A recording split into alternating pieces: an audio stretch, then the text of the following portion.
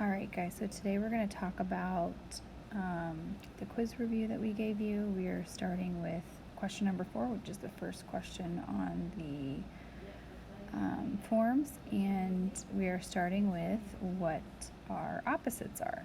So it says, write the opposite of negative 19. Now remember, when you're talking about opposites, you're talking about if here's 0 on the number line and you've got negative 19, an opposite is, you would think about the distance it would take to get from 0 to that number, so negative 19 on a number line, which would be 19, and the opposite would be the same distance from 0 but in the opposite direction. So negative 19 and positive 19 are the same distance from 0 but in opposite directions. So the answer for this one would be positive 19. Okay, the next one is absolute value. So remember, when you have those bars around a number, so problems right here, absolute value of 3.5 or 3 5/10, it's saying how far is that number's distance from 0? Well, how far is 3 5/10 distance from 0? It is 3 5/10 away from 0. So the answer would be 3 5/10, positive 3 5/10, so B.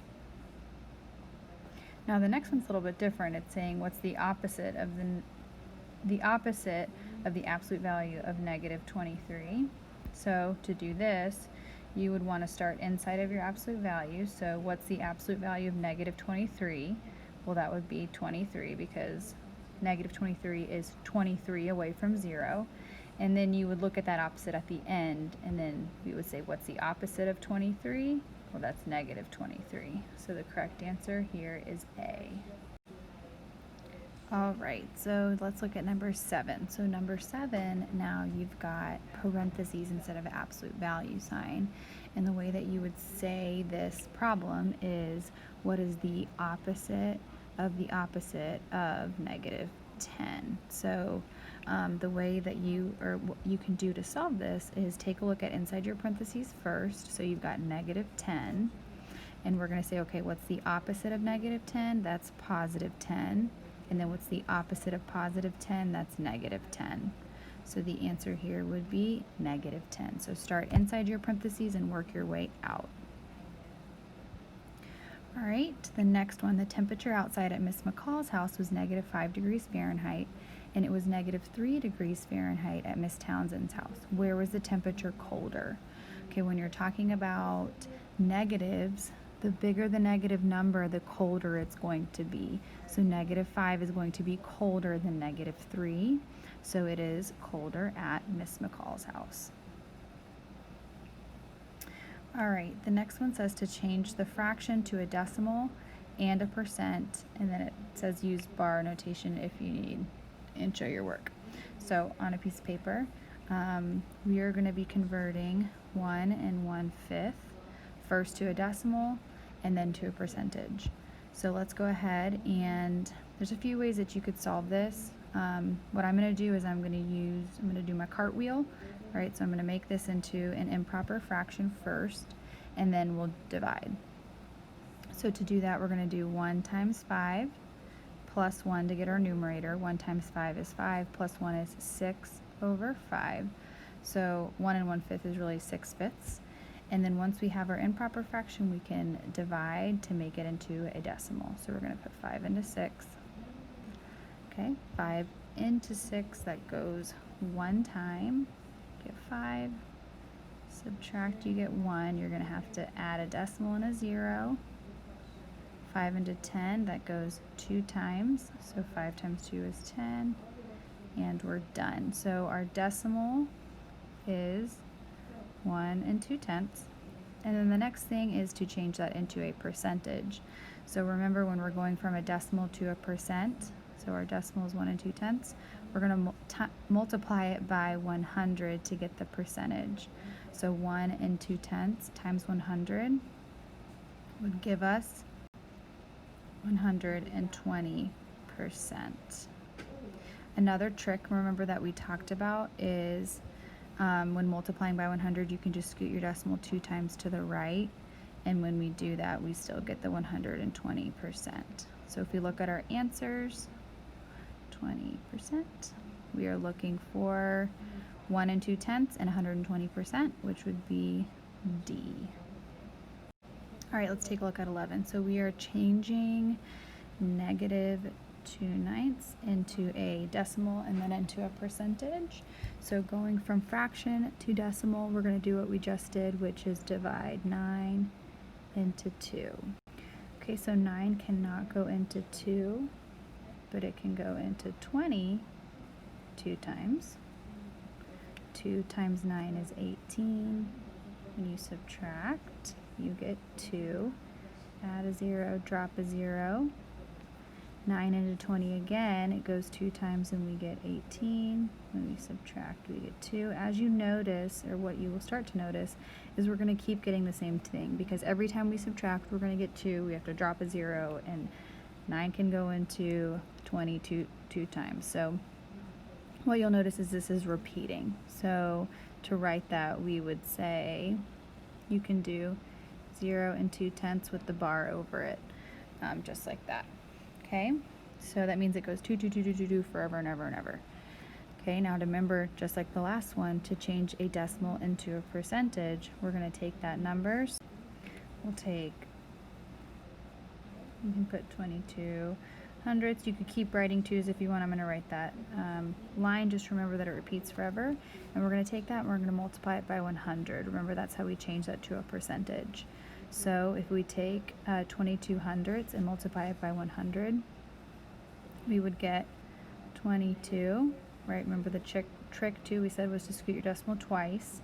And we can add the decimal in another 2, because remember it goes on forever and ever and ever and ever and ever. So 22.2% would be our answer for 22 and 2/10%. And don't forget, these are all negatives, right? So it was a -2/9, which is a -2/10 repeating, which is a -22.2 repeating. If we look at our answers, C is the one that fits in. Normally it did say to use bar notation, but we weren't able to do that on our forms. All right, number 13, we are changing 32 hundredths into a percentage and into a decimal. So 32 hundredths. Now remember, going from decimal to percentage, we've already done that a few times now. We are going to multiply that number by 100, which would give me 32%. Trick, scoot your decimal 2 times to the right. Okay, so 32%. And then we need to change that into a fraction. So to do that, percents are always out of 100, right? So we're going to do 32 over 100, right? You can write 32% as a fraction by 32 out of 100, and then just simplify. So we can divide both of these numbers by 4. You could start with 2, and then you'll see you can divide by 2 again. 32 divided by 4 is 8, and 100 divided by 4 is 25. Okay, so 8/25, 32% is the same as 32 hundredths. So when we take a look at our answers, B is going to be the correct one out of the options.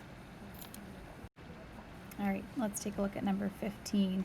And actually there is an error on number 15. I don't know if you've caught it yet or not. But the percentage, there is actually not a correct answer here for the percentage. But let's talk about what the right answer is. So if we've got -5 and 5 hundredths, let's change that to a percentage. So to do that, we're going to multiply it by 100. So -5 and 5 hundredths times 100. If you slide your decimal twice to the right, that would give you -505%. And as you can tell there, that answer is not available, right? So let's keep going and see which at least fraction would be correct here. So how do we make 505% into a fraction? There's a few things that we can do. What I would do here is I would start back at our original problem. our original number, which is -5 and 5/100ths. So if you say -5 and 5/100ths, 5 out of 100, right?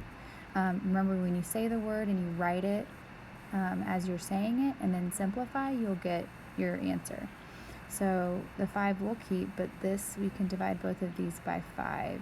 The whole number will keep, but the fraction we can simplify. So 5 divided by 5 is 1, and 100 divided by 5 is 20, and the -5 out front still stays. So -5 and 1/10 is the same thing as -505%, same thing as -5 and 5/100ths. So the correct answer, I believe, in our forms was C. This percentage is just wrong. It should say -505%. All right, let's take a look at this next one. It is asking you to take 6%, change it into a decimal, and then change it into a fraction. So when you're going from percentage to decimal, you're not going to multiply by 100, you're going to divide by 100. And remember, the trick we talked about is taking that decimal that's all the way to the right and scooting it to the left. So really, that would just be 6/100ths, okay? Or you could just do 6 divided by 100 and you should still get the same answer. So 6% is the same thing as 6/100ths, sorry. And then we need to take that and make it into a fraction. So just like we said 6/100ths here, remember, you say the word version and write it. 6/100ths, simplify that, divide by 2, and you would get 3/50. So 6/100ths is the same as 3/50 is the same as 6%, which is C. All right, let's take a look at the next one, which says 45%. We're going to change that to a decimal and then to a fraction.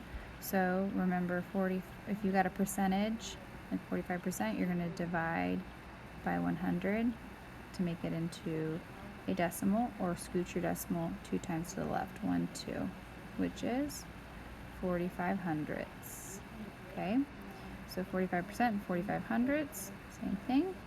Okay, and then we need to, all right, and then to change that into a fraction, if we've got 45/100ths, 45 over 100, and simplify, so divide by 5, divide by 5.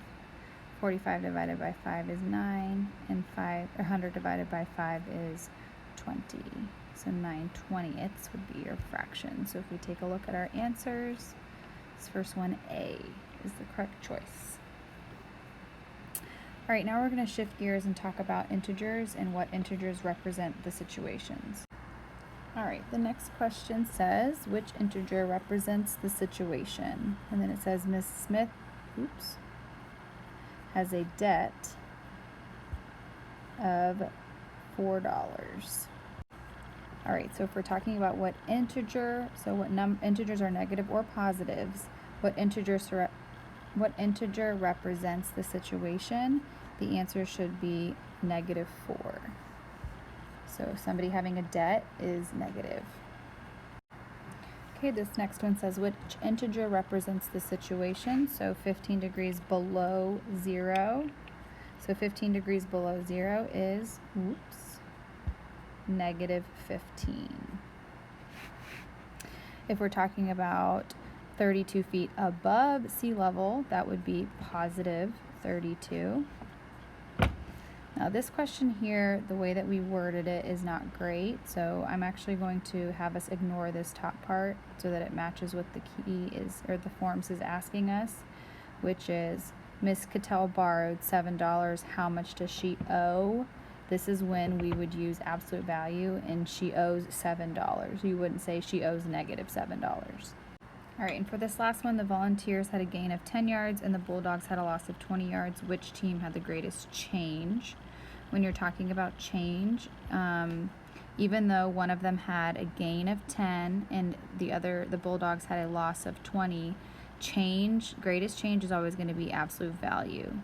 So who had the greatest change? It would be the Bulldogs. They had the most change.